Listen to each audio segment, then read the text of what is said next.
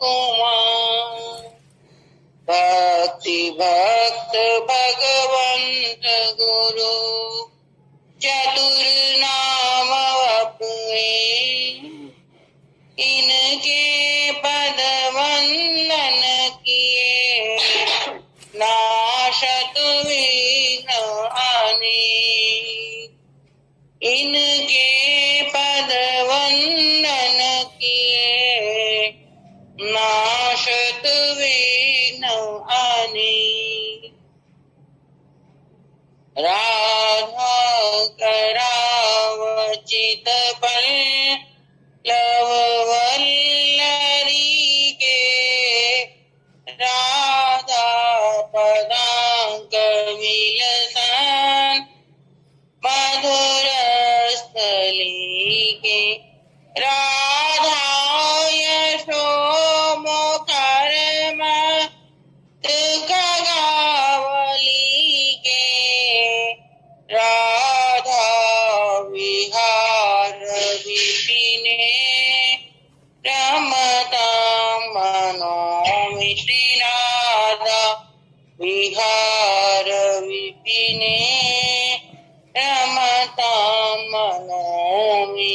फूल बरसाने वाली की बंदा चरण कमल हरि राई। बंदो चरण कमल हरि राई। जाकी कृपा पांगो गिरि लांघे। जाकी कृपा पांगो गिरि लांघे। जाकी कृपा पांगो गिरि लांघे। जाकी कृपा पांगो गिरि लांघे। अंधेरे को सब कछु दर्शाई। अंधेरे को सब कछु दर्शाई। बंदो चरण कमल हरि राई। बंदो चरण कमल हरि राई। बाहिरा सुने मूका पुनि बोले। बाहिरा सुने मूका पुनि बोले। बाहिरा सुने मूका पुनि बोले। बाहिरा सुने मूका पुनि बोले। राग चले सिर छत्र धराई। राग चले छत्र धराई। सूरदास स्वामी करुणामय। सूरदास स्वामी करुणामय। बारंबार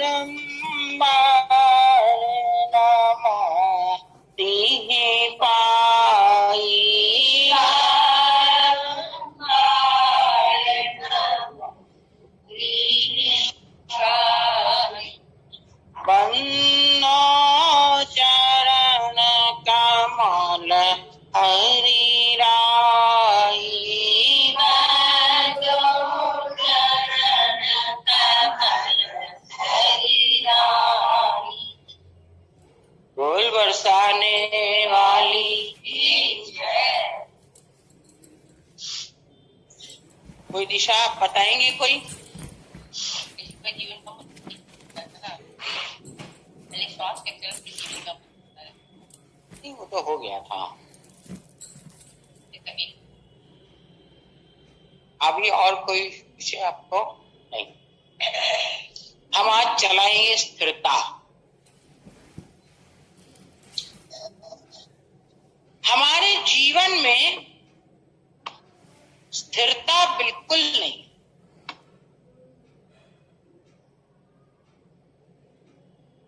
हमको किसी ने कहा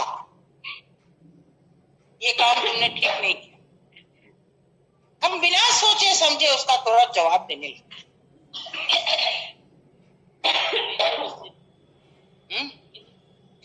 हाँ, स्थिरता नहीं है। उसके बाद अगर हमारे मन के प्रतिकूल हुआ तो हम जोर जोर से बोलने लगे। हम स्थिर होकर ये नहीं सोचते कि सामने वाला क्या बोल रहा है और उसका हमको क्या जवाब देना चाहिए।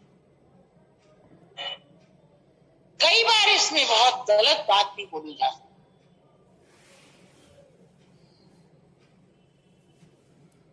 पूरा जीवन में स्थिरता धारण करना हमारे लिए बड़ा लाभप्रद हो।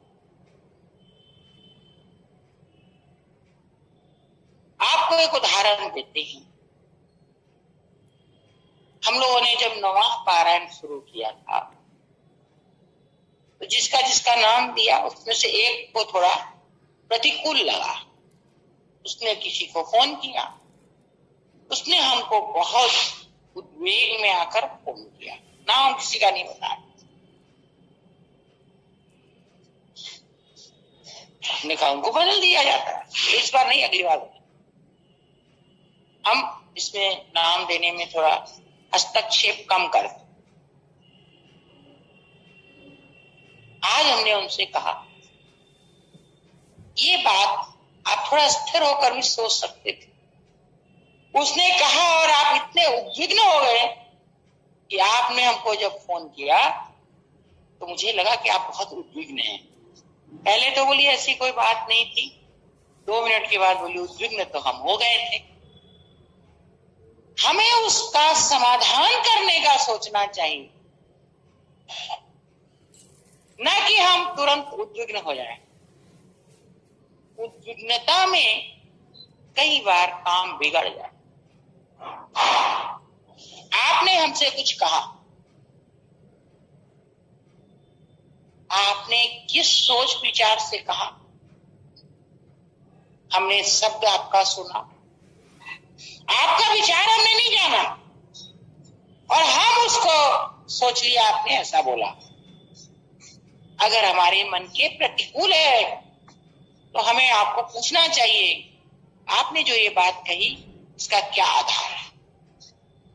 आपने मन की बात कहेंगे। शब्द को पकड़कर बहुत बार हम उद्विग्न हो जाते, वह हमारे जीवन के लिए इतना बड़ा घातक बन जाता है कि जिसकी कोई कल्पना नहीं है।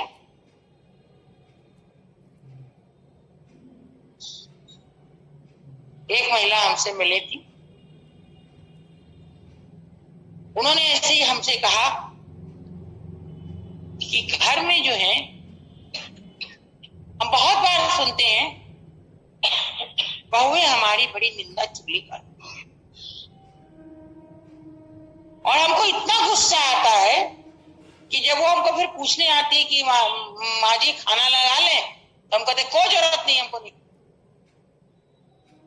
और 2-4 बात उसने बताई, हमने सुन ली। कुछ ज्यादा उद्विग्न थी, अधिक बोलती चली गई। जब वो शांत हुई तो हम उनको बोले कि अब हम बोले। हाँ बोलिए। उन्होंने कहा बहू ने जो कहा या तो आप उसको सुनते नहीं, अरे कान थोड़ी बंद कर लूं। ठीक है आपने सुना, अब बहू को पूछ लेते तो ये बात ऐसे जो बोल रही थी ऐसा क्यों। बहू बता देती कि आपकी किस बात से उसको तकलीफ, आप उसको सुधार ली। आप भी उद्विग्न हो गए और बोले एक दिन हमने कह दिया कि हमको नहीं खाना, तो हमको दोबारा कहीं पूछती ही नहीं। 3 बहू है, तीनों में से कोई नहीं पूछती है। बोला पूछा ना तो माँ जी उल्टा बोलती। हम बोला अब आप बताइए नुकसानप्रद किसके लिए हुआ? आपके लिए, जो बहू आपको इतना लाड प्यार से खिलाती थी, आप उनके उद्विग्नता का कारण बन गए। अब आपको कोई पूछता नहीं है, आप कहती हैं तो आपको देता है। बोला हम कहते हैं खाना तो दे देता है, पूछता है। आपके उद्विग्नता के कारण आपने उसको विचार नहीं किया, चली गई। कुछ वर्षों के बाद वो फिर हमको मिली। थारे से मैंने एक दो बात करनी है। बोलिए। बोले थारी बात मेरा बड़ी काम आई। क्या हुआ? हम तो भूल गए कौन सी बात, तो वही बताई कि ये बात आपने हमको कही थी। हमारी बहू एक दिन हमारी निंदा कर रही थी, हम चले गए तो वो सकपका गई। हमने कहा बिन्नी यह बोली सब तो ठीक है, पर तू बता कि कब पीछे तनक के चीज को दुख हुआ। वो बोली कि माँ जी हमको ये बात का दुख हुआ। बोले जब हमने विचार किया तो सही में हमारी गलती हमको दिखाई पड़ी। तो हमने बहू से कहा कि ठीक है आगे से मैं ध्यान रखूंगी। बोला वो बहू लोग हमको इतना प्यार से खाना देती है, 4 बार पूछने आती है। अब आपको फायदा हुआ कि हमको शांति आपके घर में बनी कि कोई की बात आपको बुरी लगे, स्थिर होके उससे शांति, उसमें मत पूछिए। उसमें वह भी वेग में होगा, आप भी वेग में हो। आपने पूछ लीजिए आपने ये बात कहा इसका क्या अर्थ था, अगला आपको समझाएगा ना कि भाई ये बात हमने इस कारण से कही। कई बार आपको डांटना किसी और को है और आप किसी और को डांटते हैं उसको सुनाने के लिए, होता है ना जीवन में। अब वो जिसके लिए आप बोल रहे हो तो गुस्सा हो गया, वही अगर वो के पूछे आप बोल देंगे कि हमको उसको बोलना था, उसको बोल नहीं सकते थे, तुमको बोल दिया। उसका भी गुस्सा शांत हो जाएगा कि हमको नहीं बोली। मन में स्थिर नहीं रह सकता, उद्वेगित हो जाता है और उद्वेगित होने के बाद वहीं छोड़ते नहीं। अब उसका चिंतन हमारे चलना शुरू होता है। उसने हमको ऐसे कहा, उसने हमको ऐसे कहा, उसने ये कहा, उसने ये कहा। एक ही बात अगर है, वही एक बात आपके दिमाग में, अगले को तो पता ही नहीं, बोल के निकल गया। कई बार आपने सुनी है भी उसको पता नहीं होता,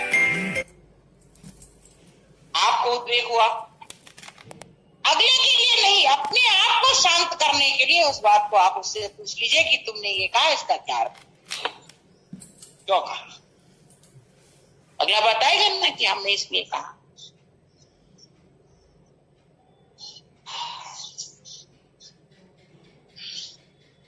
हम ऐसा करते नहीं। हमने एक बार किसी से कहा क्या बात वही साफ कर लिया करे, थालवा के जे मैंने पंचायती करनी को नहीं आवा, भैया मत करिए। हम लोग तो पंचायती कर लेते हैं, दोनों का मन उसी समय साफ हो जाता है, पूरा निर्मल गंगा की तरह सब वैसे का वैसा काम चल पड़ा। और उसमें अगर हम समय 5-7 मिनट का ना दें, इधर हमारा बहुत सारा दिन खराब हो जाता है। हम इस बात के ऊपर कभी विचार नहीं।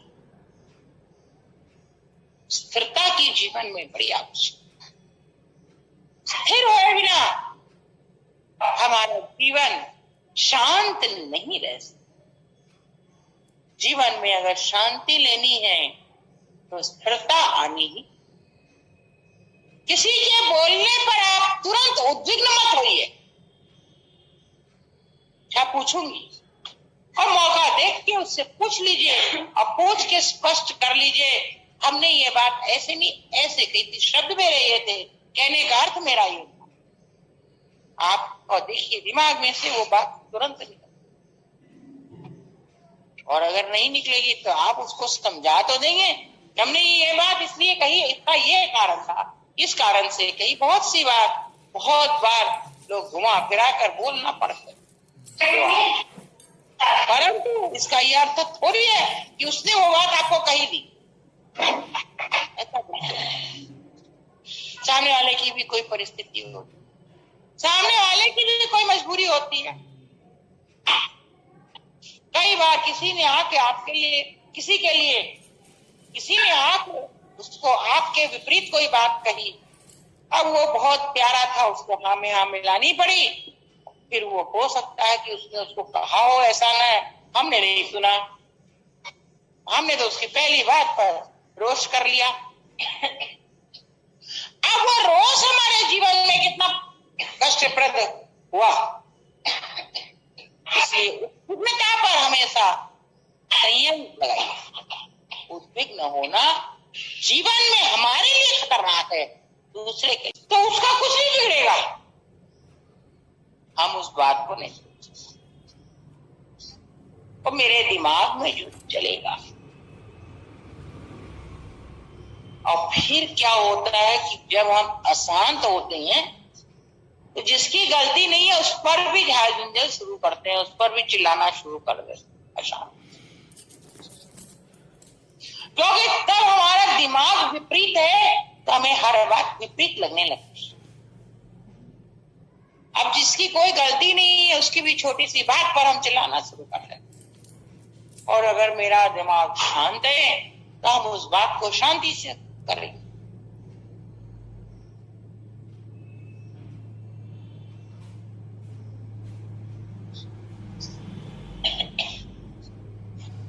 जीवन में छोटी छोटी बातों को बहुत गंभीरता से लेना आवश्यक है। बात बहुत छोटी होती है, बात क्या है, कुछ नहीं, सामने वाला बोले आप उद्विग्न मत होइए, मन में उद्वेग आवे उससे स्पष्ट कर लीजिए, बात तो इतनी है, पर वो हमारे जीवन में कितना घातक हो जाता है। कई बार तो इसके कारण हमारे किसी से दुश्मनी हो जाता, बात कुछ नहीं थी, और जब वो बात स्पष्ट होती है तो समझ में आता है कि पीछे तो कुछ नहीं, हमने शब्द को इसने क्यों बोला ये समझने की चेष्टा नहीं की, और जब समझने की चेष्टा ही नहीं की तो हमें पता कैसे चलेगा।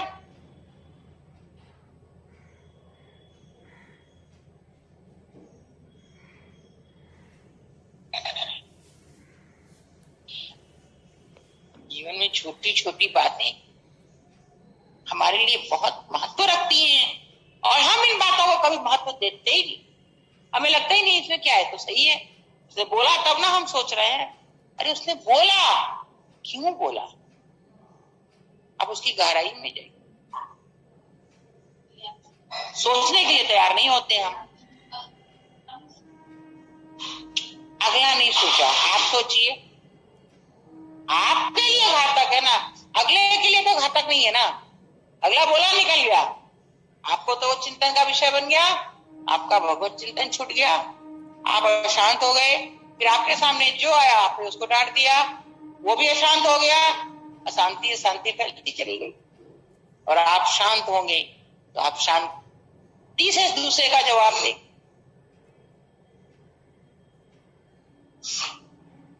ये जीवन के लिए बहुत बड़ा घात है, और जो हमारा जितना नजदीकी होता है उसकी बात से हमें उतना तकलीफ, जितना नजदीकी हो, इसलिए नजदीकी वाले को तुरंत ही बात कर लेना चाहिए, भैया ये कैसे बोल रहे हो तुम, उस बात समझा देगा आपका दिमाग।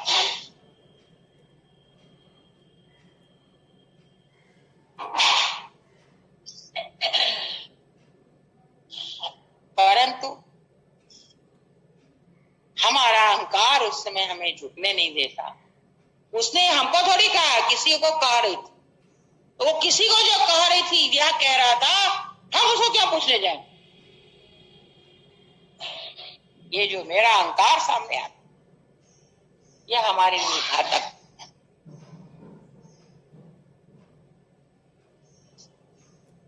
इस बात को आप कभी यहां से उठने के बाद अकेले में बैठकर सोचिएगा कि ऐसा होता है कि नहीं।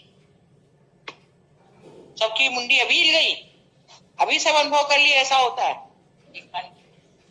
जैसे आप बोले ना, हो जाए। कई बार हम एकदम साधारण ही बात एक दूसरे के साथ करते हैं, जैसे आप हमसे भाभी ये बातें सीखते थे, हम आपको नॉर्मली बता, लेकिन आपके पास से कोई बात बेटा सुने हो जाए, उस आदमी को बोल के और वो आदमी को जैसे आप बोलना स्थित वो अपने ऊपर ले लेता है। ऐसा होता है, सब काम गड़बड़। आपको सामने वाले की गलती है तो वो आप हम चला के तो किसी को नहीं बोले, हमसे कोई पूछे अब बोले भाई झूठ मार दो। अब जो हम काम कर रहे हैं तो हम बोले हम ये काम हम करते हैं, कैसे झूठ बोल के नहीं करते। जब उसे बात हो गई अपने ऊपर, उसका क्या उपाय?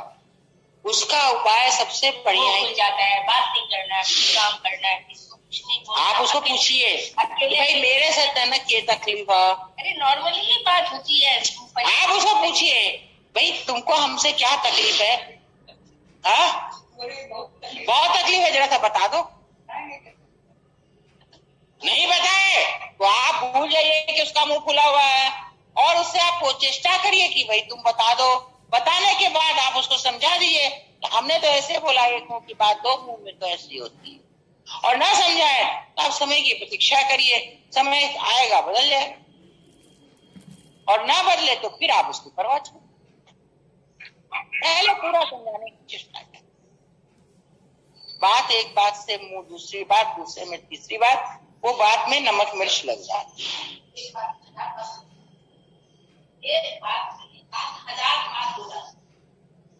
अच्छी बात कितनी बात बोला, अच्छाई प्रश्न भी जाती है। आप कहेंगे कुछ, उसमें और एक नमक मिर्च लगा के उसको कहेगा, वो नमक मिर्च लगा के उसको कहेगा, एक लाइन से सबका मुंह खुलता चला जाएगा। हाँ, तो आप उसको क्या कर सकते हैं? पर आप उसको लेकर अपने आप को अशांत क्यों करो? आप अपनी तरफ से समझाने की चेष्टा कर दीजिए, अगला समझने तैयार हो बहुत अच्छा, ना समझने तैयार हो बहुत अच्छा, आप अपने आप को समेट लीजिए।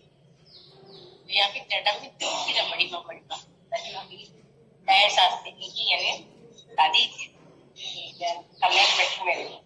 उनके तो बेटा तो था नहीं, 2 बेटी थी, परिवार का ही काम करती, यहाँ से 12 बजे जाती थी। कौन? नींबुआ की माँ? बड़ी माँ, सावित्री की माँ, गीताबाई की माँ। उनको बेटा नहीं, 2 बेटियां ही थे, राजू के पास ही रहती थी वो। देखी होंगे बहुत साल यहाँ रही है,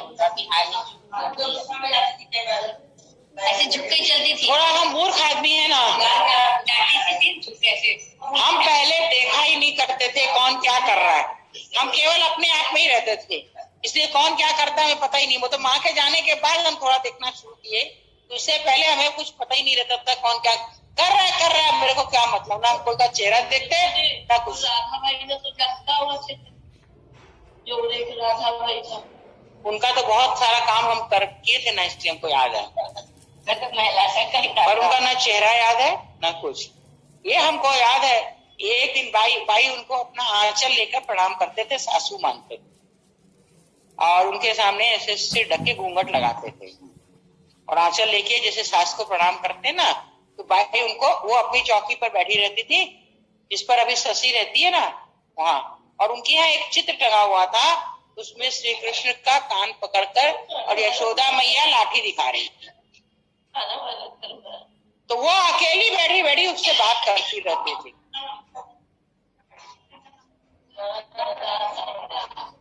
वो चुरू की थी, चुरू की थी।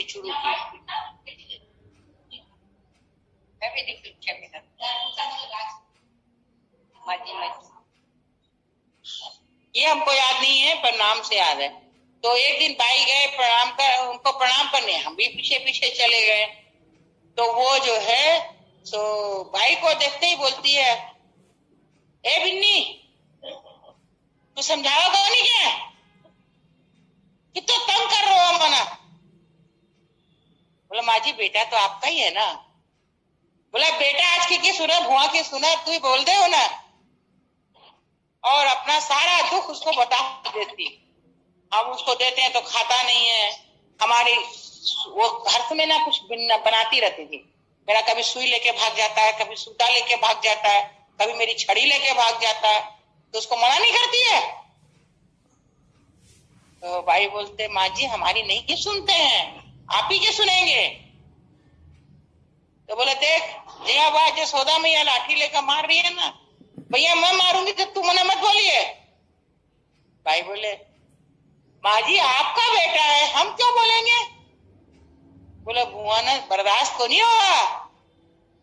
बोले नहीं माँ जी हम कुछ नहीं बोलेंगे। खूब लोग की नोक झोंक चलती है। हम तो एक ही दिन सुने, क्योंकि हमको भाई के संग कहीं जाना था, भाई बोले मारे प्रणाम करने, तो हम भी संग में थे। बस जीवन में हमने एक ही बार उनका नोक झोंक सुना। तो बोली देख तू समझा को नहीं, मेरी बात तो वो कतई को नहीं मानो, शायद तू बोलेगी तो मान जाओ। उन्हें बोल कर तो देखिए, मैं उन्हें पकड़ने जाऊं, भाग जाओ बोल, मैं बुढ़ापा में गिर जाऊंगी तो मेरा क्यों? ऐसा सब बात करती।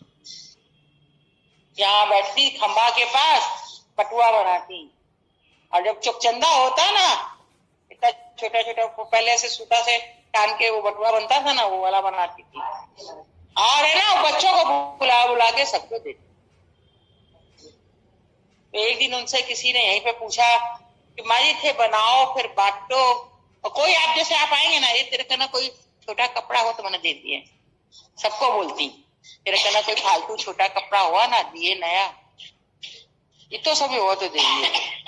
इतना इतना कपड़ा लेके इतना इतना बड़ा बटुआ बनाती और सब जमा करके रखती, और चौकचंदा आता तो सब बच्चों को बांट, और जब बच जाता तो जैसे कोई आने जाने, तेरे घर में बच्चा है के कट हुआ तीन को नहीं दोगे, एक ले जा, किसी को बोलती 3 ले जा, सुनता नहीं था उनका। पहले हर उत्सव का लाडला होता था, अब वो जब खाली लेने की पार्टी हुई वैसे। और क्या करती, सबसे बड़ी बात, बाई को देखते ही वो सोचती थी मेरी बुआ की।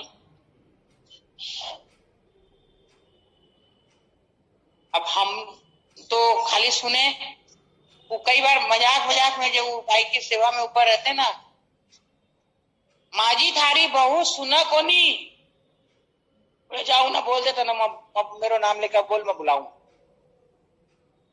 और भाई कितना भी आशा, मतलब किसी से पंचायती कर रहे हैं, नहा नहीं रहे हैं, खा नहीं रहे हैं, सब बोल के परेशान है, और उनका नाम लेते ही नहा के उनके पास आ जाते। हाँ सासू का डर लगता। उनकी जब मृत्यु हुई, कृष्ण जन्माष्टमी का कलश बन रहा था। अब 12 दिन का काम तो यही होगा ना, बड़ा विधिवत काम हुआ। तो बाई ने कहा कि 2 पक्ष बन जाएगी, एक पक्ष वो नंदगांव और एक पक्ष बरसाना। जन्मोत्सव बरसाना में होगा और इनका काम नंदगांव में होगा। उनकी मैया है तो नंदगांव में होगा। जो उनकी सेवा में, मतलब उनके सब काम में, वो इस उत्सव में यहाँ नहीं आएंगे, हॉल में नहीं आएंगे। समाधान भाई बहुत अच्छा देते। एक बार एक महाराज जी हुए हैं बालकृष्ण दास जी, उन्होंने किसी से कहा कि रुक्मणी व्यवहार तो नहीं जानती, पर व्यवहार का समाधान इतना सुंदर करती है कि उसके जितना सुंदर कोई नहीं कर सकता। तो उन्होंने कहा कि जो उनकी सेवा में है वो उनका 12 दिन का सब कर्म करेंगी, वो इसमें नहीं आएंगी, बरसाने में, और बरसाने में जो उत्सव होगा वो उसमें नहीं जाएंगे।